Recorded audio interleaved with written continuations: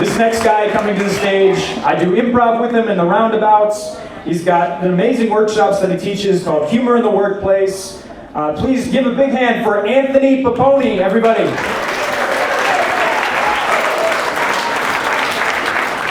Keep it going for Liam. Some of you are like, that Liam, he is so cute. And you're like, I've got a granddaughter that would just love him. I'm trying to be vulnerable here in front of y'all. Well, my doctor, I talked to him, and this isn't one of those things that's going to go away, but I talked to him this week, and he said to me that I'm going to need progressive lenses. Oh. God, that feels so good to get out, doesn't it, you know? Fucking progressive lenses. I saw my barber this week. She cuts my hair down at Bishop's. And I was like, well, you know, my hair's getting thinner. And I was like, that's your opportunity to say, no, your hair looks fine. She was like, yep.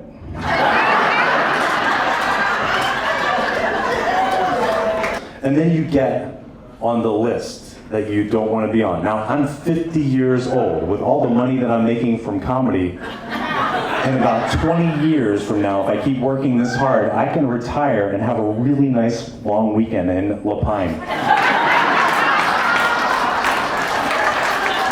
And not one of like the nice places in La Pine, like somewhere shady, probably couch surfing somewhere, eating at McDonald's, and then I'd have to get back to work, probably working at Walmart as a greeter. Your metabolism is going to slow down as you get older.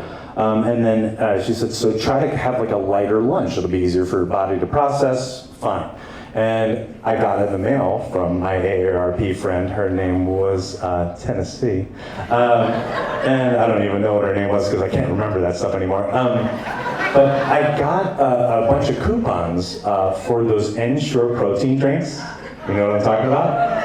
Yeah, and I'm 50, but I still drink like I'm 25. And so I was like, you know, I might have these for lunch every once in a while, but what if I like killed two birds with one stone and made some cocktails out of these Ensure energy drinks? So would it be okay if I shared a couple of recipes with y'all? Yeah, okay. I've got extra copies here tonight. Oh, I have a free high five for anybody that would like one. It's printable and portable. But I've got some of these drink recipes for you I wanted to share with you. And I have some, if you go on my website, there's some in the larger text for some of you. Yeah. And so the first one that I really liked, it's the basic vanilla Ensure energy drink, and you just mix it with a little bit of vodka. Now, don't buy this stuff from Russia, because fuck Russia, am I right? So get some of the US vodka, some of that, some Kahlua, and the vanilla one, you mix that up, and you could call it a Caucasian. I call it Free Ukraine, right? Yeah. That was really good. Yeah. And then, you know, they have the chocolate, they call it mocha to make the protein drink sound fancy. They have the mocha one. And that one, again, a little bit of vodka if you want, right? Some of that chocolate flavored one. And then I use, do you guys know creme de menthe? What's the flavor on creme de menthe? It's mint, right? So you have chocolate and you have the cream, the mint flavor, and a little bit of vodka. And I call those the creme dementia. And once you have one of those, you never remember how many you're gonna have. And you're like, so please don't drop your cars tonight, it'll be fine. My name's Anthony Poponi, and most of you are saying that sounds pretty Italian, and you're correct about that. And most people say, Anthony, do you ever go by Tony? And I say back to them, Tony Poponi. They do that. Some say Tony Bologna, some say Tony Pepperoni. Some of you are still in the middle of the name game going, Tony, Poponi. Yeah, middle school was really shitty. Yeah. So I've been told this before, I'm not trying to brag, but I'm going to, and I feel like I owe it to you. But I have been told that I look like Brad Pitt from a distance. You weren't supposed to laugh at that. This is not the distance. This is not the distance. This is a small room. It's not really the distance. Man, we have glasses on. Would you do me a favor? There we go. You see Brad Pitt? Yeah, her boyfriend's 2 feet away from her. About what I'm about to tell you next, she'll continue to be my girlfriend, so it's between us, all right? But I got to the point where I was living out there. I lived in a county of 16,000 people. At the time, 1,600 people the dating scene sucked, right? I dated all 4 of the available women. It takes that long for somebody to become available, somebody new to move to town, everybody prays like vultures.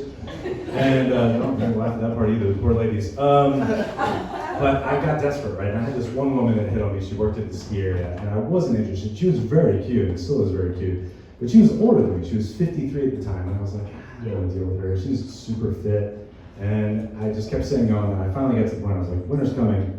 Man's gonna eat. So let's give this thing a shot. Now, I will tell you that she was smoking hot. And sorry, I should say that different. Smoking, comma hot. Smoking, I mean chain smoking. And I was like, I'm in fight or flight mode. And I gotta get the fuck out of here. So I changed my phone number 4 times, didn't work. And then finally I said, there's only one thing to do. When she said to me, till death do us part. So I faked my own death. And I got the town drunk in Crested Butte. His name was Stan. Stan had a Predator band.